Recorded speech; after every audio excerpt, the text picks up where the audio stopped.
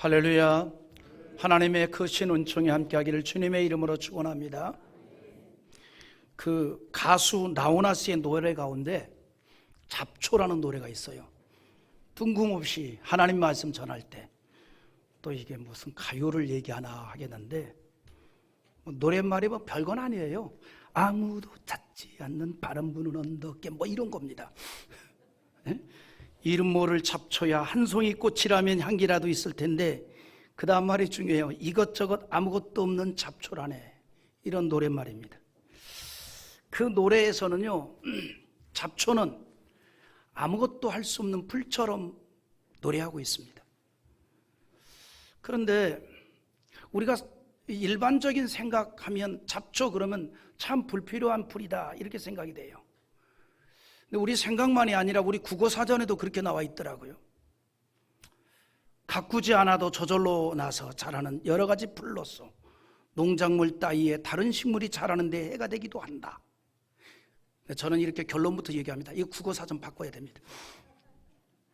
여러분, 우리가 일반적으로 알고 있는 잡초에 대한 상식은 별다른 쓰임이 없는 풀이 번식력만 강해가지고 농사에 해가 되고 재배 중인 작물의 영양소를 빼앗아 먹는 그런 이 풀로 이해합니다. 또 농작물의 성장과 생존까지 방해하기 때문에 농사 일을 하는 농부들에겐 골칫덩어리만 된다. 이렇게 우리의 일반적 생각입니다. 우리가 일반적으로 보면 그래요. 잡초의 씨앗은 기본 몇 년 혹은 수십 년을 땅 속에서 버티는 그런 이 생존 능력이 대단히 강화됩니다. 그래서 잡초를 완전히 건절하는 것이 불가능할 정도입니다. 우리가 경험하잖아요. 잡초를 아무리 다 뽑아내도 그 다음에 보면 또 자라나고 있어요. 그 땅속 깊은 곳에 있는 이 잡초의 씨앗이 완전히 없어지지 않는다는 거죠. 그래서 해마다 제초 작업을 합니다. 어떻게 보면 정말 불필요한 풀인 것 같습니다. 근데 우리는 이런 질문을 또 던져보죠. 하나님께서 세상을 다 지으셨는데 왜 그렇게 골치 아픈 잡초를 만드셨을까? 그 생존이나 좀 약하면 좋은데 생존 번식 능력도 대단히 뛰어난 이 잡초를 만드셨을까? 이유가 있어요. 잡초가 농사에는 방해가 되는 것 같지만 잡초로서의 큰 역할이 있습니다. 여러분, 우리 인생이 그래요. 우리가 이 땅에 태어날 때는요, 다 하나님의 선한 뜻이 있는 겁니다. 불필요한 인생이 하나도 없어요.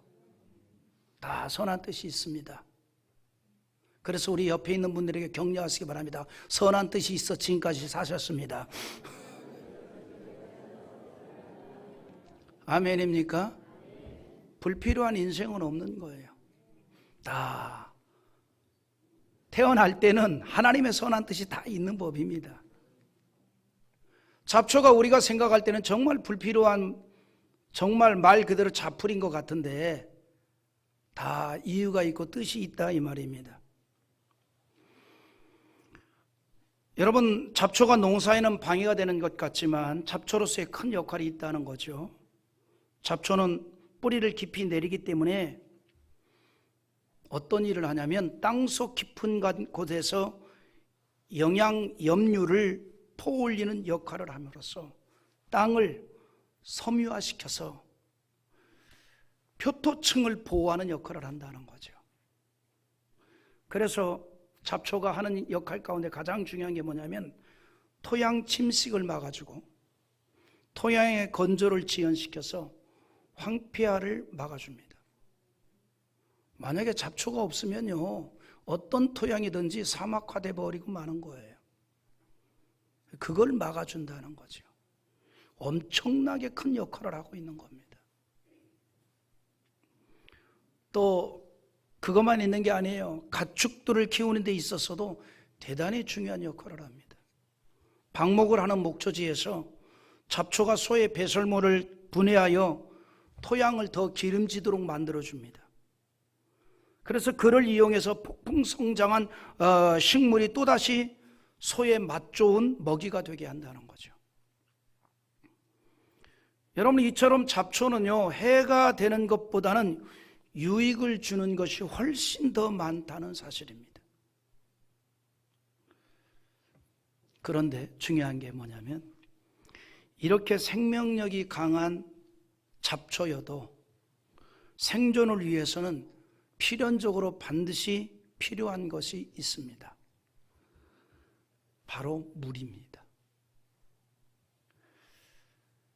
여러분, 잡초는요, 애지간해서는 제거가 안 돼요. 그만큼 생존력이 강합니다.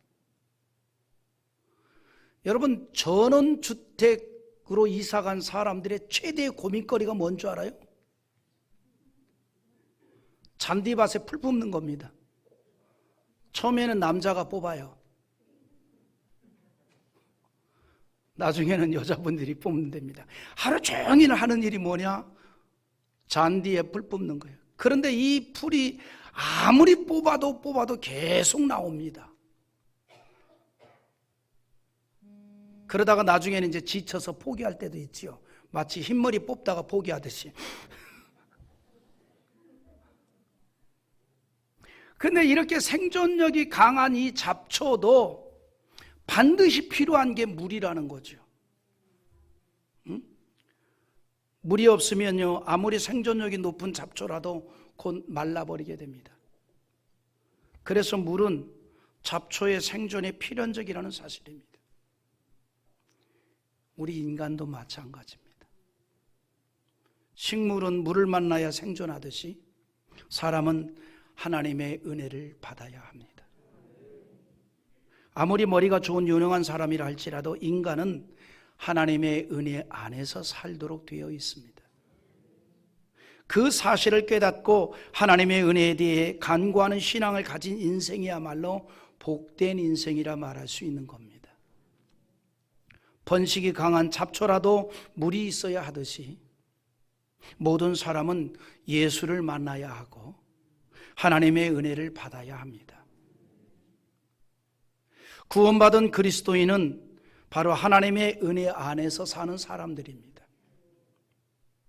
그런데 우리가 예수를 만나게 된 것도 하나님의 은혜였고, 이렇게 신앙생활을 하는 것도 은혜인 줄 압니다. 그리고 그 하나님의 은혜가 충만한 인생은 이 땅에서도 하나님의 은총을 받고 복을 받는 인생이 된다는 사실입니다.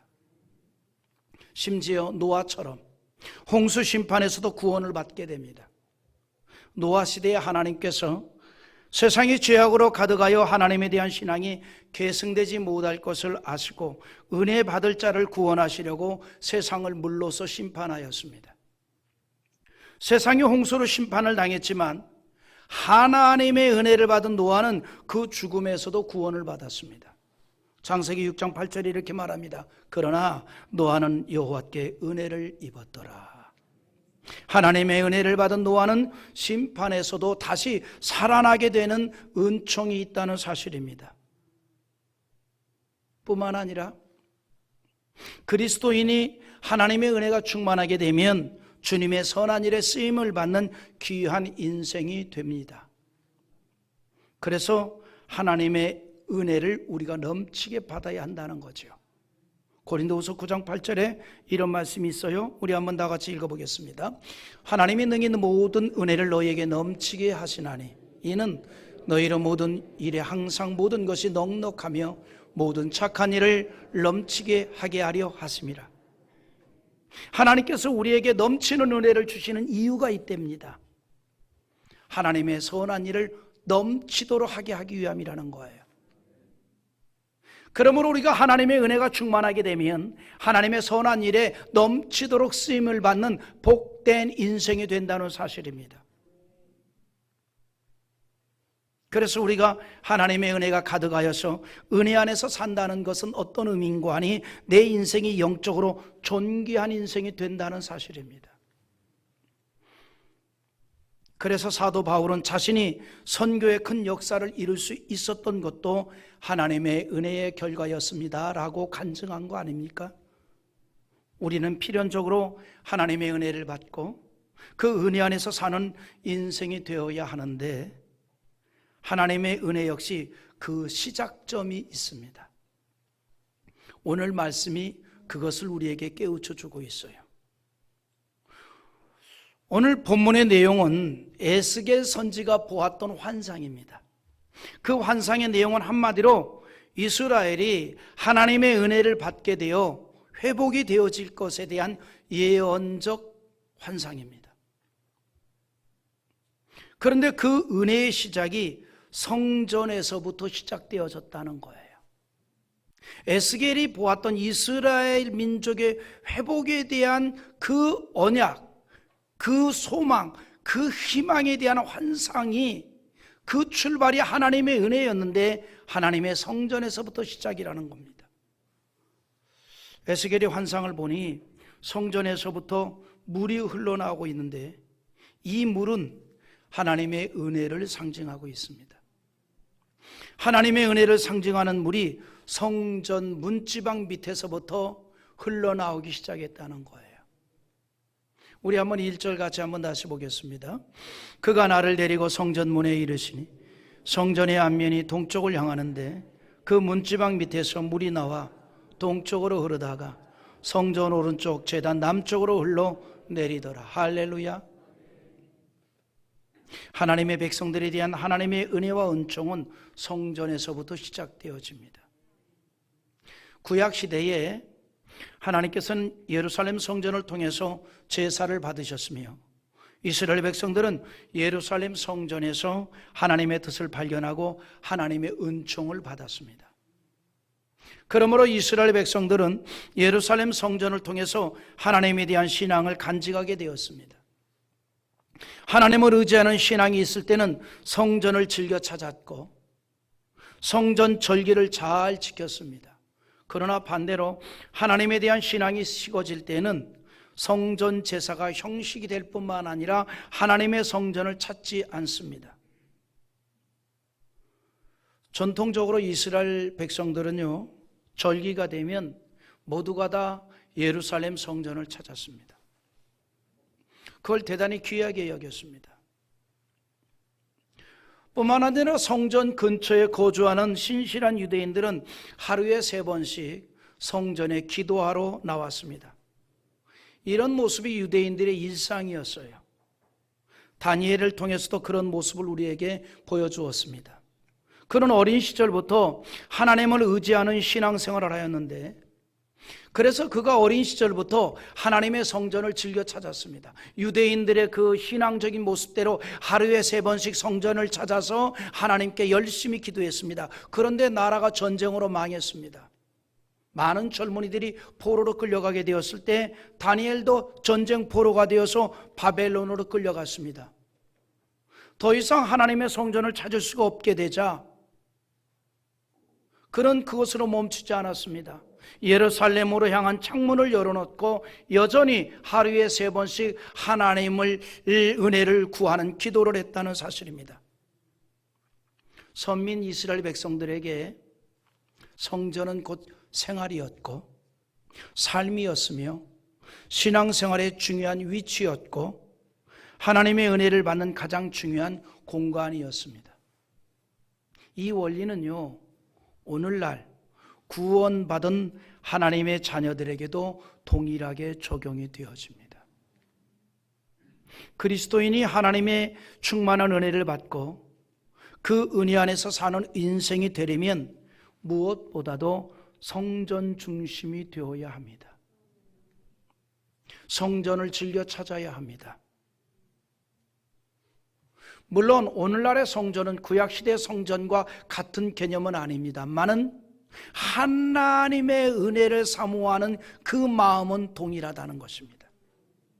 오늘 여러분, 내 모습이 하나님 아버지 집에서 자주 발견될 수 있기를 바랍니다.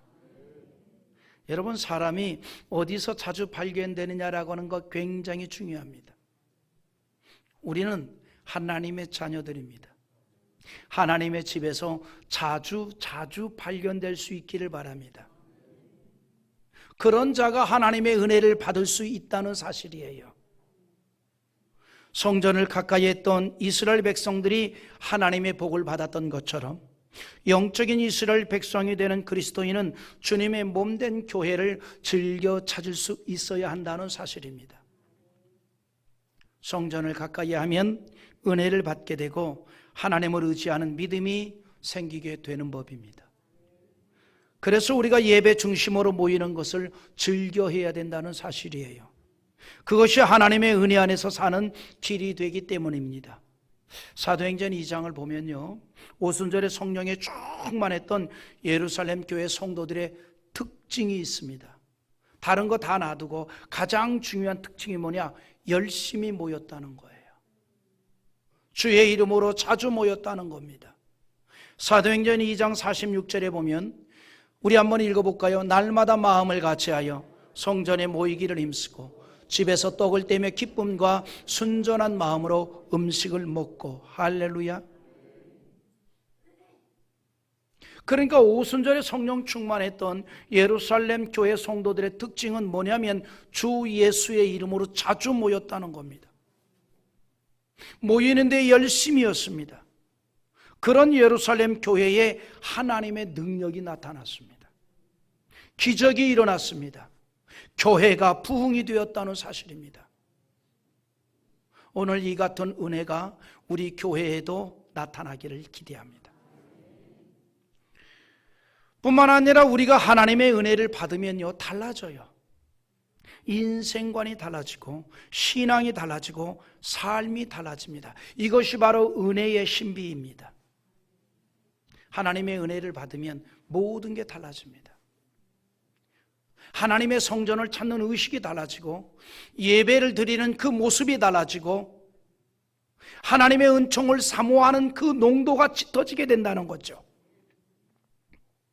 이 같은 하나님의 은혜는 또 하나 확장성이 있습니다.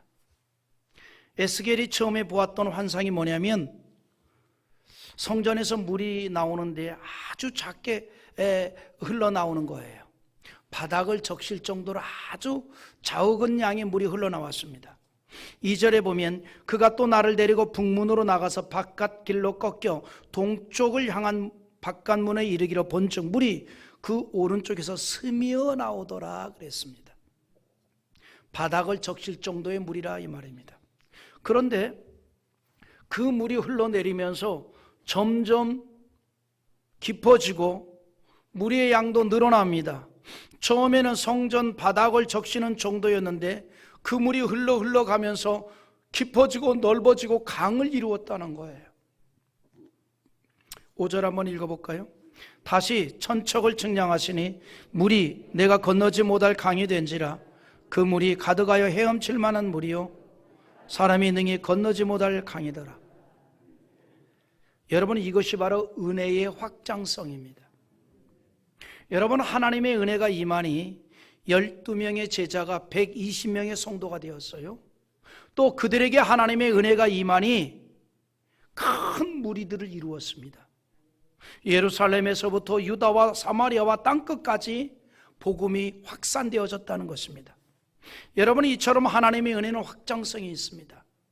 내가 은혜를 받게 되면 옆에 있는 사람이 은혜를 받게 되고 또 다른 사람이 은혜를 받게 되고, 오늘 여러분 우리 교회가 이러한 은혜의 확장성이 이루어지기를 원합니다. 이 은혜가 여러분의 가정에까지 전해지고 여러분의 삶의 공간에 전해지고, 그래서 큰 무리를 이루었던 것 같은 은혜가 나타나기를 소망해 봅니다. 우리가 이 은혜의 확장에 참여자가 되고 쓰임을 받기를 기도하기를 바랍니다. 에스겔이 보았던 성전의 물은 고여있는 연못의 물이 아니라 끊임없이 흐르는 강물이었고, 그리고 거기에 열매가 나타나기 시작합니다. 여러분, 고여있는 물은요 썩을 수밖에 없습니다. 그래서 물이 고여있기만 하면 변질이 되듯이 복음의 역사도 그러했습니다. 복음은요 내 가슴 속에만 고여있는 것이 아니라 확산되어야 합니다. 가슴에서부터 밖으로 나가야 한다 이 말입니다. 여러분, 갈릴리 호수는 세계 최대의 아름다운 맑은 호수입니다. 그 이유는 한 곳에 물이 고여있지 않고 상류에서 맑은 물이 흘러내려왔고 그리고 그 물이 다시 하류로 흘려 보내지기 때문입니다. 마찬가지로 하나님의 은혜는요, 나누어야 합니다. 우리가 주님의 은혜를 받았습니다. 그러면 그 은혜를 다른 사람도 받을 수 있도록 나눌 수 있기를 원합니다. 우리가 복음을 받아들였어요. 그래서 예수님을 영접하고 하나님의 은혜를 받았다면 이제는 그 복음을 우리 속에만 가두어 두지 말고 나누기를 바랍니다. 전하고 전할 수 있기를 기대합니다. 예수님께서 사도행전 1장 8절에 이런 말씀을 하십니다. 오직 성령이 너에게 임하시면 너희가 권능을 받고 예루살렘과 온 유대와 사마리아와 땅끝까지 이르러 내 증인이 되리라 하시니라 그랬습니다. 예수님께서는요, 은혜의 확산을 말씀하셨습니다. 하나님의 은혜는 복음과 함께 확산되어집니다. 그래서 복음을 듣고 받으면 은혜도 함께 임하게 된다는 거죠. 이 하나님의 은혜는 나에게 정체되거나 멈추어서는 안 된다는 겁니다. 성전 문지방에서 시작된 물은 계속 점진적으로 흘러갔듯이 은혜는 점점 흘러가야 한다는 사실입니다. 성전에서 시작된 강물이 흘러가는 곳마다 그리고 기적이 일어났습니다. 우리 8절 한번 또 읽어봅시다. 그가 내게 이르시되 이 물이 동쪽으로 향하여 흘러 아라바로 내려가서 바다에 이르리니 이 흘러내리는 물로 그 바다의 물이 되살아나리라. 아주 중요한 말이 있습니다. 성전에서부터 흘러내리던 물이 바다에 들어가니 그 물로 인하여 바닷물이 살아나더라. 죽었던 바다가 생수로 변하더라 이 말입니다. 그렇게 되니까 자연히 각종 생물이 많아지게 되었습니다. 9절 한번 또 읽어봅시다. 이 강물이 흐르는 곳마다 번성하는 모든 생물이 살고 또 고기가 심히 많으리니 이 물이 흘러 들어가므로 바닷물이 되살아나겠고 이 강이 흐르는 각처의 모든 것이 살 것이며. 할렐루야. 여러분 8절과 9절 말씀에서 반복적으로 하는 말씀이 있습니다. 바다의 물이 되살아나리라. 또 바닷물이 되살아나겠고 모든 것이 살 것이며 그리고 모든 생물이 살고 고기가 힘이 많아지고 식물이 번성한다 그랬습니다. 여러분 하나님의 은혜가 있는 곳에는 이런 역사가 나타나는 거예요. 여러분 그래서 우리 교회가 하나님의 은혜가 가득하면 부흥의 역사가 나타납니다. 이곳을 찾는 자들마다 영혼이 살아나게 되는 거예요. 삶의 풍성한 열매를 맺어지게 되어진다는 것입니다. 그런데 중요한 게 있습니다. 이처럼 모든 것이 살아나는 신비한 역사는 성전에서 시작된 물에서부터였습니다. 그 물이 점점 많아졌어요. 강이 되었습니다. 넓이와 깊이가 달라졌습니다. 그 물이 흐르는 곳마다 기적이 일어났습니다. 살아나는 역사가 나타났고 많은 열매가 맺어졌다는 것이죠. 이처럼 하나님의 은혜가 임하면 변화가 있습니다. 긍정적인 변화가 이루어집니다. 회복이 되고 살아나는 역사가 있습니다. 하나님의 은혜는 복음과 함께하기 때문입니다. 그래서 복음이 증거되는 곳에는 긍정적인 변화가 있는 거예요. 성전에서 흘러나온 물이 점점 흘러서 강을 이루었고 그 강물이 닿는 곳에 각종 열매가 맺어지게 되었습니다. 우리 12절 한번 또 읽어보겠습니다. 강 좌우가에는 각종 먹을 가실나무가 자라서 그 잎이 시들지 아니하며 열매가 끊이지 아니하고 달마다 새 열매를 맺으리니 그 물이 성소를 통하여 나옴이라. 그 열매는 먹을만하고 그 잎사귀는 약재료가 되니라. 믿습니까? 여러분 이런 일들이요 하나님의 은혜가 내려지면 나타나게 되는 거예요. 이것이 바로 하나님의 신비로운 역사입니다. 하나님의 신비로운 역사. 성소를 통하여 나온 물이 과실나무를 자라게 하고 그 잎이 시들지 않게 하며 열매가 끊이지 않게 하였습니다. 이것은 이스라엘 백성들에게 주시는 희망적 메시지였다는 것이죠. 지금 이스라엘은 전쟁에 패하고 수많은 젊은이들이 포로가 되었고 미래가 암담한 그런 형편이었습니다. 그러나 하나님께서는 은혜를 받으면 살아나게 된다는 것을 깨우쳐 주셨습니다. 성전 문지방에서 시작된 물이 흘러가면서 강물이 되었고 그 물은 환경을 변화시켰습니다. 이것이 은혜예요. 복음을 전하는 하나님의 사람을 통해서 이루시는 하나님의 역사입니다. 성전에서 시작한 물이 흘러감으로 인해서 신앙의 좋은 열매가 맺어진다는 사실입니다. 예수님께서 어느 날 그런 말씀을 했습니다. 열매를 보아한다 그랬어요. 때문에 마태복음 7장 16절에서 그들의 열매로 보아할지니 가시나무에서 포도를 또는 엉겅퀴에서 무화과를 따겠느냐 그랬어요. 그리고 나서 마태복음 7장 20절에서 이러므로 그들의 열매로 그들을 알리라 그랬어요. 여러분, 하나님의 은혜를 받으면 좋은 열매가 맺어집니다. 아니, 좋은 열매를 맺을 수밖에 없습니다. 왜냐하면 하나님의 은혜가 임하면 하나님의 역사함이 있기 때문입니다. 살아나는 회복이 있고 신앙적 열매가 맺어지게 되고 인생이 달라지는 겁니다. 어떻게 달라집니까? 사람이 생각해 볼 때 도저히 변화되지 않을 것 같은 사람도 변화되어집니다. 그래서 이것을 뭐라고 얘기하는 거니? 은혜의 신비라고 하는 거예요. 도저히 변화될 것 같지 않은 사람도 변화시킨다는 거죠. 그토록 참혹하게 핍박을 했던 사울이 오히려 그 예수를 증거하는 일에 목숨을 걸고 일평생 복음을 전하는 사도가 되었습니다. 이것이 바로 하나님이 내려주시는 은혜의 신비라는 사실이죠. 포악한 핍박자가 선한 전도자로 변화되는, 정말 이것은 이론적으로 설명이 불가능합니다. 하나님의 은혜 안에서 이루어진 신비입니다. 그래서 우리가 항상 하나님의 은혜를 받아야 한다는 거예요. 우리가 은혜의 신비 속에 들어가는 변화의 주인공이 되기를 바랍니다. 그러기 위해서 우리가 은혜를 받아야 하는데, 우리가 은혜를 받기 위해서 할 수 있는 가장 기본적이면서도 중요한 일이 있습니다. 그것은 하나님의 성전을 즐겨 찾아야 합니다.